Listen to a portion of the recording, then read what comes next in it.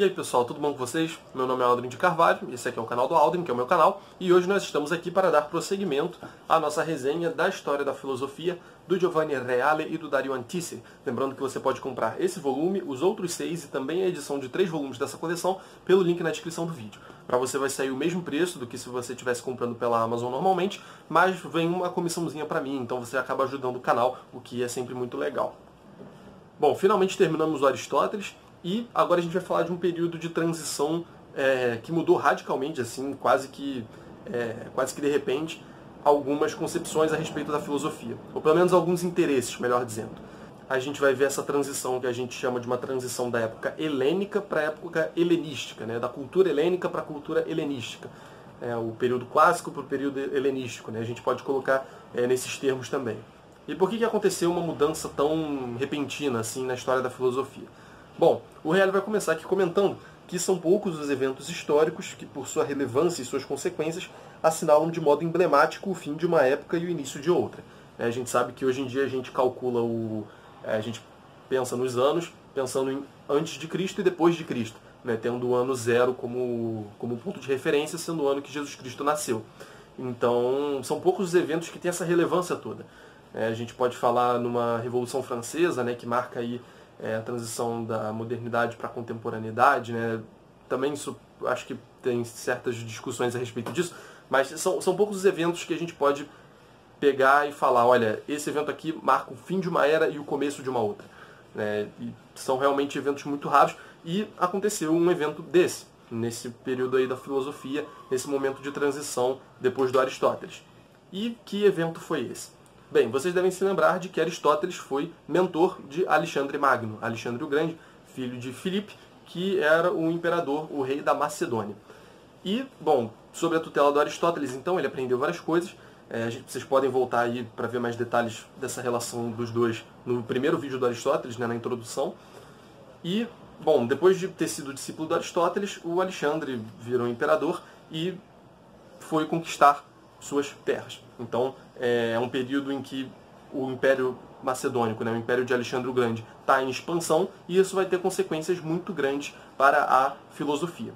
Ele vai dizer que Alexandre o Grande tinha um projeto de uma monarquia divina universal, que deveria reunir não só as diversas cidades, mas também países e raças diversos. Mas Alexandre não conseguiu realizar esse projeto por causa da sua morte precoce. E aí esse império macedônico gigante que ele estava fazendo acabou se dividindo nos reinos do Egito, da Síria, da Macedônia e do Pérgamo. E por que isso é importante? Isso é importante porque, vocês devem lembrar bem, na época do Aristóteles e do Platão, um pouquinho antes disso, mas até ali havia sempre uma concepção, até da própria filosofia, muito voltada para a polis. A sociedade como um todo, enfim, todo mundo olhava para a polis como aquele lugar, aquela realidade onde o homem se realizaria maximamente. A gente tem no Aristóteles a ética, de certa forma, subordinada à política, né? Ainda que houvesse uma distinção, havia uma dependência ali muito estrita, né? O homem é um animal político, então o homem ele se realiza na polis, né? Sem a polis não dá para o homem se realizar. Então, e Platão também, né? Aquela ideia de uma educação voltada para uma boa política, né? O filósofo como sendo o melhor político. Então, todas essas coisas estão muito bem relacionadas. E parece que a polis, né, esse modelo da polis, acaba ocupando um lugar central na filosofia até agora, né, e também na visão de mundo dos gregos de maneira geral. Mas quando aparece um império gigantesco e decide dominar tudo, né, para o bem ou para o mal, esses poderes locais, vamos dizer assim, né, essas polis mais participativas e tudo, acabam começando a ter menos relevância. Né. O Reale até menciona aqui que tem algumas cidades e estados que permaneceram. Só que ainda assim não era com aquela influência toda que tinha antes. Né? A liberdade, a participação, acho que essa é uma boa palavra, né? A participação dos cidadãos na polis começou a diminuir.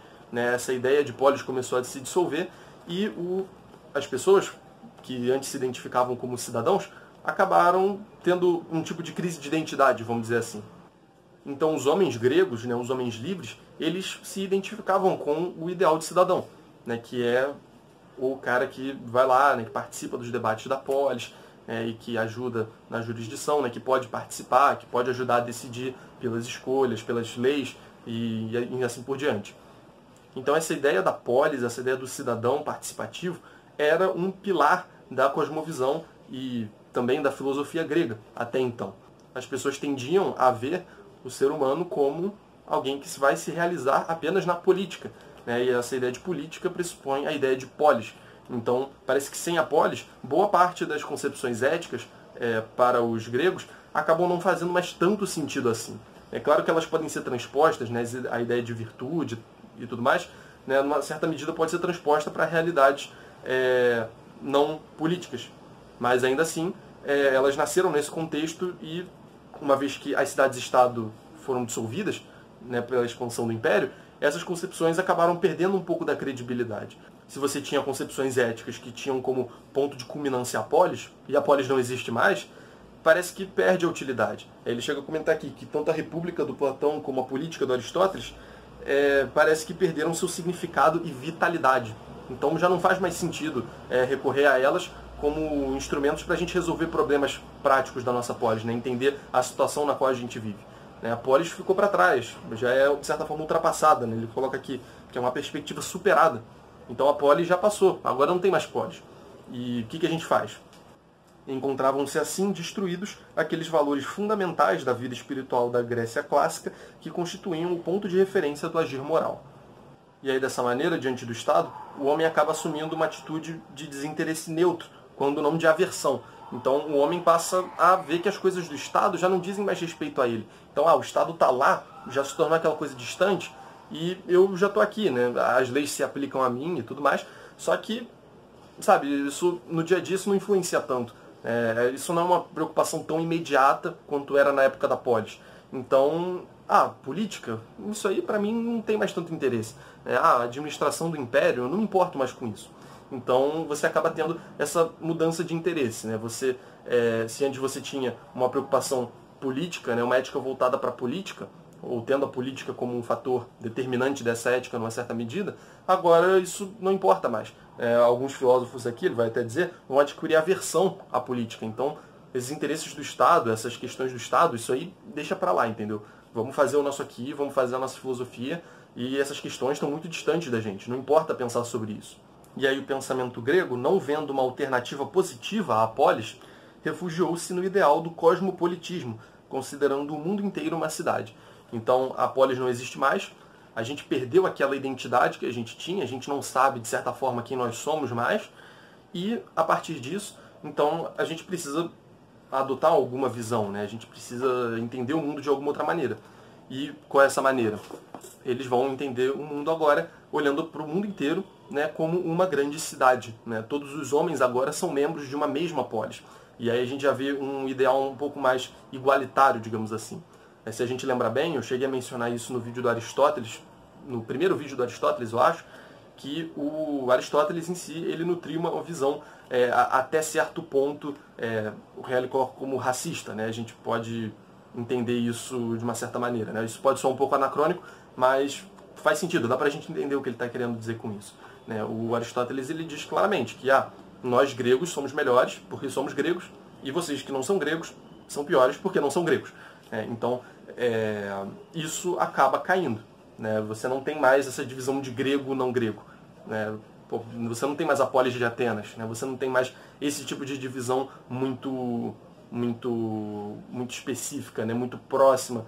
A gente não tem mais esses níveis mais baixos de federação, digamos assim. Ou aliás, até tem, mas não com tanta relevância, né? Isso não importa mais tanto. As cidades-estado perderam a autonomia que elas tinham. Então, não faz mais sentido a gente fazer essa distinção tão rígida entre gregos e não gregos. Então, todo mundo agora faz parte de uma mesma polis. Bom, e aí, dada essa crise de identidade, então, né, essa questão de, se nós não somos gregos, se nós não somos animais políticos, digamos assim, né, se nós não vamos nos realizar mais na polis, quem nós somos? Né? O que é o homem? Onde é que o homem pode se encontrar? E aí o homem é obrigado a buscar uma nova identidade. E qual é essa nova identidade? É a identidade do indivíduo.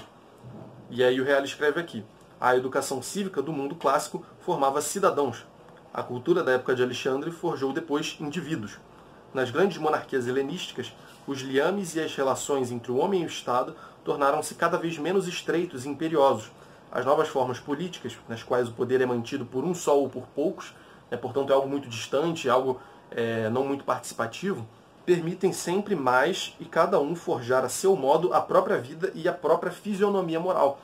Então o indivíduo agora ele olha para ele mesmo enquanto indivíduo, não mais enquanto membro de um império, né, não enquanto membro de uma polis, né, porque ele pode até ser membro do império, só que o império é algo muito geral, é algo muito distante, isso não significa nada para ele. Então eu não sou mais membro da polis, eu não sou mais membro do império, eu sou um indivíduo, eu sou eu mesmo, diferente de todos os outros, e eu tenho essa autonomia. Como consequência da separação entre o homem e o cidadão, nasce a separação entre ética e política. A ética clássica, até Aristóteles, baseava-se no pressuposto da identidade entre homem e cidadão. É como eu falei no começo, são intercambiáveis, digamos assim. Por isso, baseava-se na política e até subordinava-se a ela. Então a ética era subordinada à política. Então ele fala aqui que há agora uma separação entre ética e política. Mas no começo do vídeo do Aristóteles, da ética, mais propriamente dito, eu fiz uma separação. Eu disse que existe um negócio no Aristóteles chamado ética e um negócio no Aristóteles chamado política. E efetivamente há essa divisão. Só que é uma divisão que, na prática, ela pode ser, de certa forma, ignorada, porque são coisas muito interligadas. São coisas essencialmente interligadas, né? Como eu já disse aqui algumas vezes. O homem se realiza na política para Aristóteles. O homem é um animal político.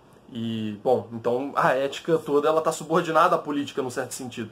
O Aristóteles deixa isso bem claro na Ética Nicômaco. Então, eram coisas distintas, só que absurdamente interligadas, assim, intimamente conexas, e agora a gente vai ter uma separação muito mais radical disso. Agora a política é assunto dos outros e a ética é assunto nosso. Então a ética se estrutura de maneira autônoma, baseando-se no homem como tal, na sua singularidade. Então parece que o Alexandre ele não seguiu bem os conselhos do Aristóteles. O Aristóteles ele falava que os gregos e que os bárbaros por natureza são incapazes de cultura e de atividade livre, que eles são escravos por natureza, né? Ele chega a dizer isso. Mas o Alexandre, ao contrário, ele tentou, não sem sucesso, a empresa gigantesca da assimilação dos bárbaros vencidos e de sua equiparação aos gregos. E ele fala aqui que ele instruiu milhares de jovens bárbaros com base nas artes gregas, questão de artes militares também. O Alexandre o Grande ele pegou aquela área toda e falou, olha, aqui todo mundo é igual agora. Ele queria, como eu falei anteriormente aqui, cadê o termo que ele usa? Uma monarquia divina universal. Então a ideia era realmente que todo mundo fosse, num certo sentido, igual. Ninguém é mais do que ninguém por ser grego, ou por não ser grego, ou por qualquer outra coisa do tipo. E aí isso acaba tendo consequências para a própria filosofia. Ele vai falar aqui que o preconceito da escravidão viu-se contestado por filósofos, ou pelo menos em teoria. Na prática, a questão da escravidão parece que ainda existia, mas em teoria a coisa começou a andar nesse sentido. As pessoas começaram a ver, acho que esse negócio de escravidão aí talvez não seja tão legal assim, talvez tenha algo de errado aí nessa ideia. Então talvez isso não tenha tido tantos efeitos práticos, mas em teoria o pessoal já começou a perceber isso. E ele dá os exemplos, Epicuro não só tratará familiarmente os escravos, como também os desejará participantes do seu ensinamento. Então ele fala, olha, os escravos podem ser meus aprendizes. Os estoicos ensinarão que a verdadeira escravidão é a da ignorância, e que a liberdade do saber podem aceder, quer o escravo, quer o seu senhor, e a história do estoicismo terminará de modo emblemático, com as duas grandes figuras de Epicteto e de Marco Aurélio, um escravo liberto e um outro imperador. Então, no final do estoicismo, a gente vai estudar epicurismo, estoicismo nos próximos vídeos, mas então essas escolas helenísticas, aqui o estoicismo mais especificamente, ele termina de uma maneira muito simbólica, que os dois últimos autores famosos do estoicismo, que são Epicteto e Marco Aurélio, eles são Epicteto, um escravo, e Marco Aurélio, um imperador romano. Então você vê como a filosofia passou a atingir tanto o cara que está no topo da hierarquia, digamos assim, como o cara que está completamente abaixo. E aí, de novo, essa coisa, ninguém, entre aspas aqui, ninguém é melhor do que ninguém. Então todo mundo pode participar da filosofia, não importa se você é grego, se você é bárbaro, enfim. Bom, e para finalizar, ele fala o seguinte: a cultura helênica, com a sua difusão entre os vários povos e raças, torna-se helenística. Então agora a gente faz essa mudança de nomenclatura. Entrando em contato com tradições e crenças diversas, a cultura helênica devia fatalmente assimilar alguns de seus elementos. E aí nota-se a influência do Oriente, aí principalmente.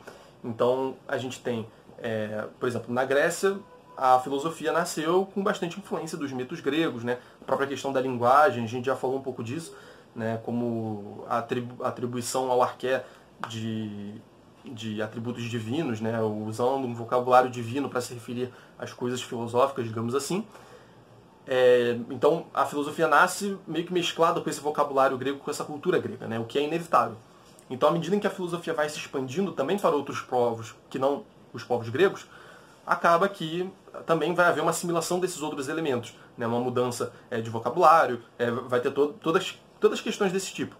Você vai ter um choque cultural com outras culturas e vai naturalmente assimilar alguns elementos dessas culturas e também dar alguns elementos que serão assimilados pelas culturas. Então vai ser um momento de muita troca aí e de muita diversidade, digamos assim. E ele fala que até a própria Atenas, a cidade de Atenas, grande cidade de Atenas, vai ser um pouco ofuscada, né? Porque em Alexandria, e tem várias Alexandrias, tá? Mas é uma Alexandria específica, a gente vai ver isso com mais calma depois. Vai ter a fundação da famosa Biblioteca de Alexandria, um museu de Alexandria. Então, com o tempo, a própria Atenas vai ficar um pouco ofuscada e a Alexandria vai começar a virar até uma capital filosófica, né? Vai ter essa mudança de centro filosófico do conhecimento, digamos assim. Com a diferença também de que Alexandria ela tornou-se inicialmente o centro no qual floresceram as ciências particulares. A gente vai estudar isso daqui a alguns vídeos também. E quase no fim da época helenística, e principalmente na época imperial, também o centro da filosofia. Então ela já tinha essa especialidade com as ciências particulares, e no futuro vai assimilar as questões filosóficas e vai se tornar também o centro da filosofia. Compreende-se assim que o pensamento helenístico tenha se concentrado sobretudo nos problemas morais, que se impõem a todos os homens. Porque o homem agora ele não sabe mais o que ele é. Ele está tendo uma crise de identidade com esse sumiço da polis. Então é um problema que se aparece evidente, né? O que a gente deve fazer, como é que a gente deve agir, né? Segundo o que nós devemos pautar as nossas ações. Então, assim que nasce esse problema novo, esse espanto novo, né? Essa nova dificuldade aí, que vai tentar ser superada por vários grupos de filósofos, né? Por várias escolas filosóficas que vão surgir nesse período. E ele fala aqui que o cinismo, o epicurismo, o estoicismo e o ceticismo propuseram modelos de vida nos quais os homens continuaram a se inspirar ainda durante outro meio milênio e que, ademais, tornaram-se paradigmas espirituais. Bom, pessoal, esse foi o vídeo de hoje. Gostaria rapidinho de pedir desculpas por não ter tido o vídeo na segunda-feira, ontem, porque, enfim, obra aqui perto de casa, estão demolindo o prédio e está meio complicado. Enfim, deixem um like aí se vocês gostaram, inscrevam-se no canal, divulguem o vídeo para quem vocês acharem que possam se interessar, e é basicamente isso. Valeu!